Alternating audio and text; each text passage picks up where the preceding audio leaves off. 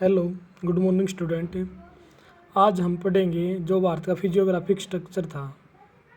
जैसे हम इसके दो या तीन पार्ट पहले देख चुके हैं, अब उससे आगे वाला पार्ट में देखते हैं।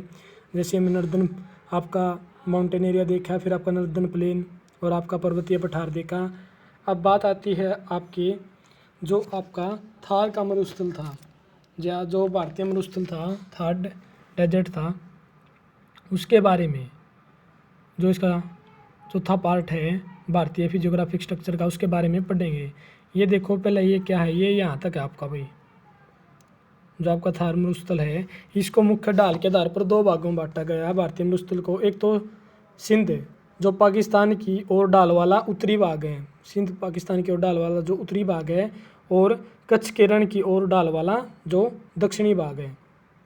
यानी कि ढाल के आधार पर भारतीय मरुस्थल को दो भागों में बांटा गया है। पहला क्या है, सिंध पाकिस्तान की ओर ढाल वाला उत्तरी भाग तथा कच्छ केरल की ओर ढाल वाला दक्षिणी भाग।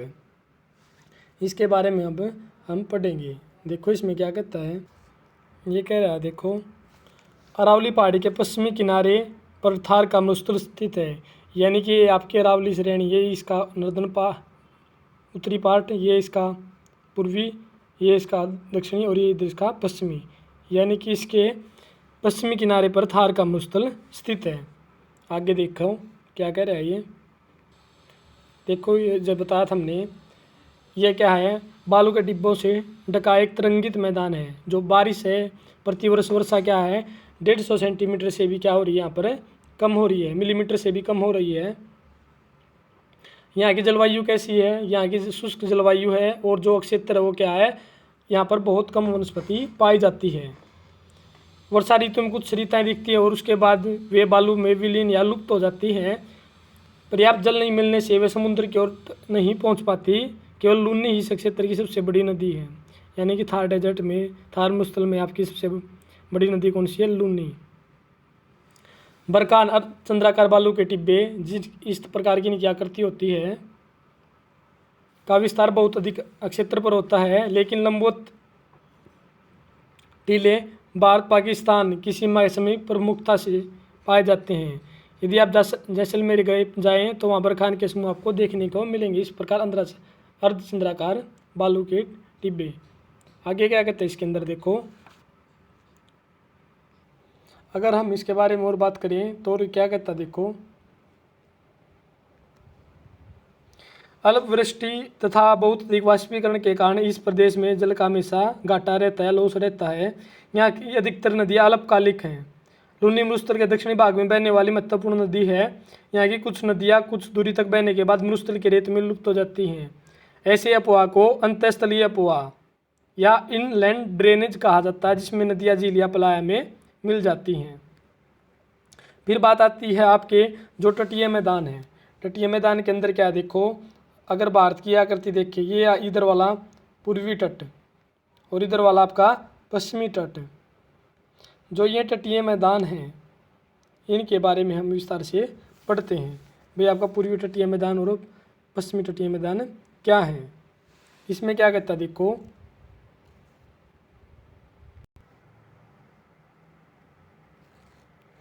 प्रायद्वीपीय पठार के किनारों संकीर्ण तटीय पट्टी का विस्तार है। यह पश्चिम में अरब सागर से लेकर पूर्व में बंगाल की खाड़ी तक क्या है, विस्तृत है।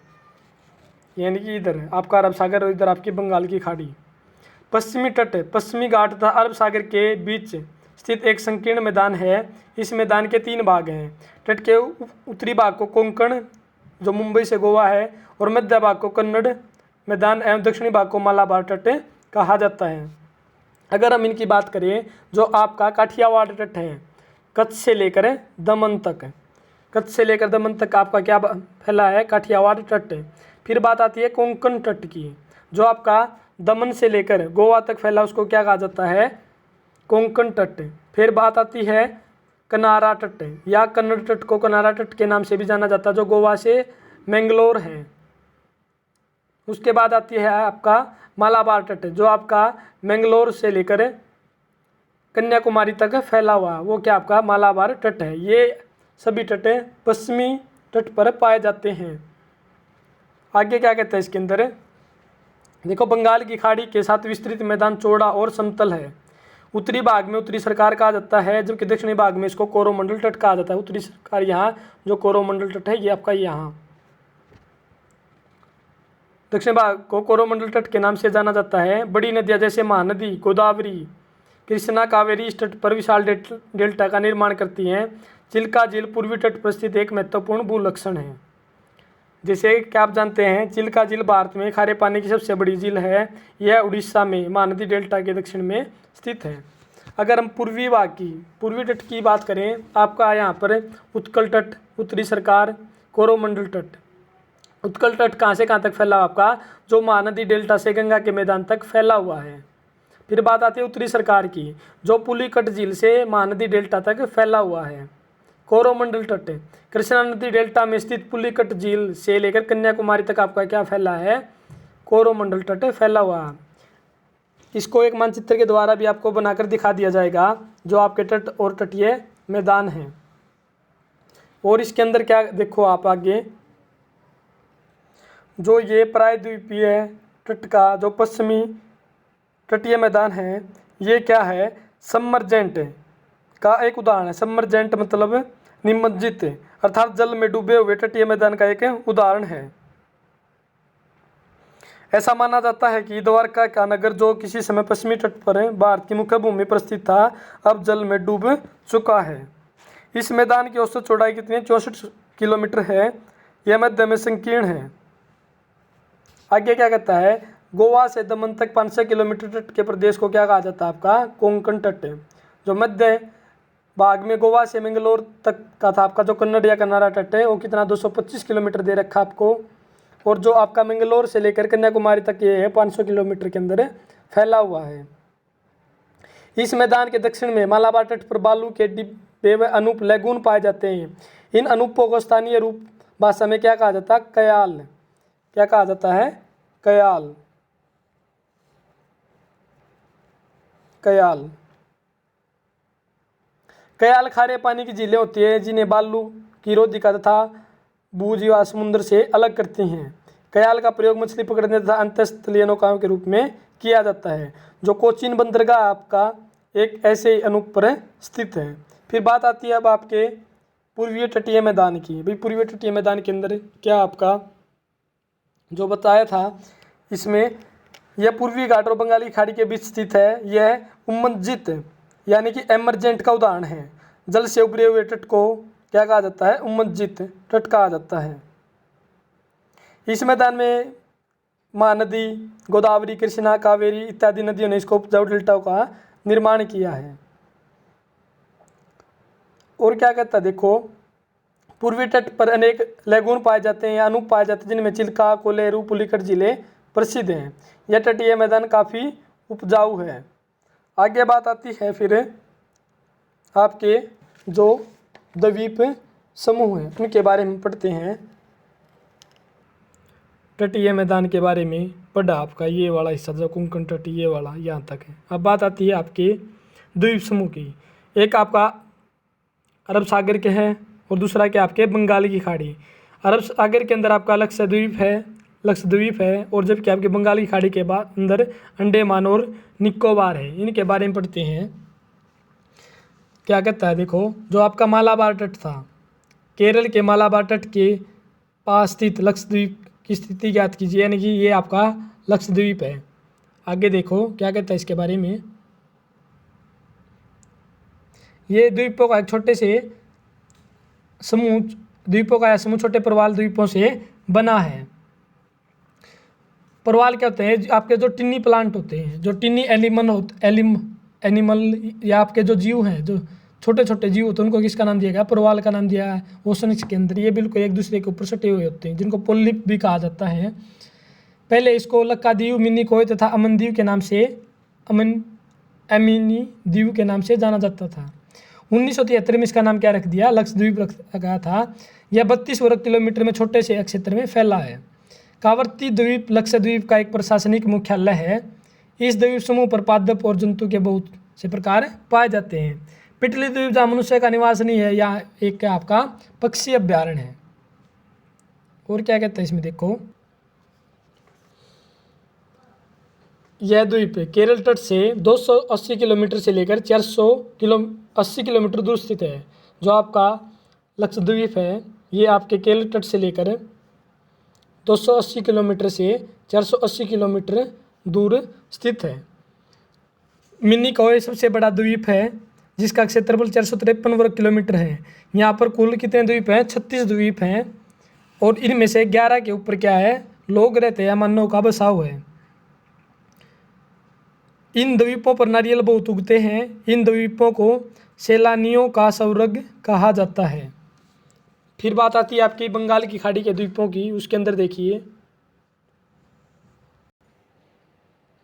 जो आपके द्वीप समूह हैं, आगे देखिए इसके बारे में।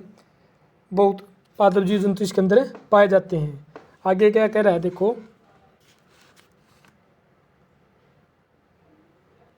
अगर हम देखें दोबारा, बंगाली खाड़ी में समस्त द्वीपों को दो भागों में बांटा जा सकता है। उत्तर में अंडमान और दक्षिण में निकोबार। अंडमान द्वीपों को 3 हिस्से हैं, उत्तरी, मध्य और दक्षिणी।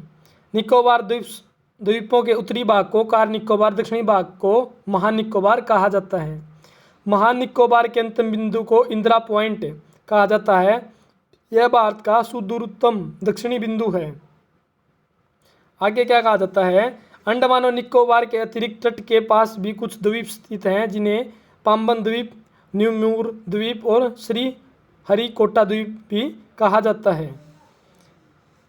इसके अंदर आपका जो बंगाली खाड़ी के द्वीप है, यहाँ आपके 2 ज्वालामुखी द्वीप पाए जाते हैं, बैरन द्वीप और नरकोंडम द्वीप, जो पोर्ट ब्लेयर के उत्तर में स्थित है। बैरन द्वीप भारत का एकमात्र सक्रिय ज्वालामुखी है जिसके अंदर लगातार क्या आपकी ज्वालामुखी क्रियाएं घटती रहती हैं, और जो कहाँ स्थित है? निकोबार द्वीप में स्थित है। आगे क्या कहता है, यह द्वीप असंगठित कंकड़, पत्थरों और गोला समूह से बना हुआ है।